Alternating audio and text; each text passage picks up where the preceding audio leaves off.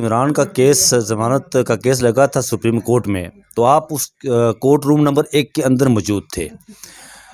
और justice Mansoor Shah, justice सरदार तारिक मसूद जो उस बेंच की सरबराही कर रहे थे, और जस्टिस अतर मिनुल्लाह, और जिस तरह साइफर केस की वो बुनियादें और चूलें लाई गई थी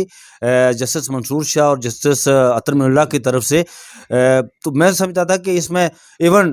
जो एफआईए का प्रोसिक्यूटर है राजा रिजवान अब्बासी, उसने यहाँ पर अदालत के सामने सुप्रीम कोर्ट के कोर्ट रूम नंबर 1 में रोशनों पर खड़े होकर कहा था कि इस केस में ज़्यादा से ज़्यादा 2 साल की सज़ा बनती है। आपको याद होगा, जो उस बेंच के सरबराह हैं जस्टिस सरदार तारिक मसूद, उन्होंने एक सवाल पूछा था आज़म खान के हवाले से। उन्होंने कहा था कि क्या आज़म खान का जो बयान लिया गया है वो अल्फिया बयान है, और दूसरा, आज़म खान ने 1 डेढ़ माह के बाद अपना बयान क्यों रिकॉर्ड करवाया? क्या वो शुमाली इलाकाजात की सैर के लिए गया हुआ था? और फिर जो शिक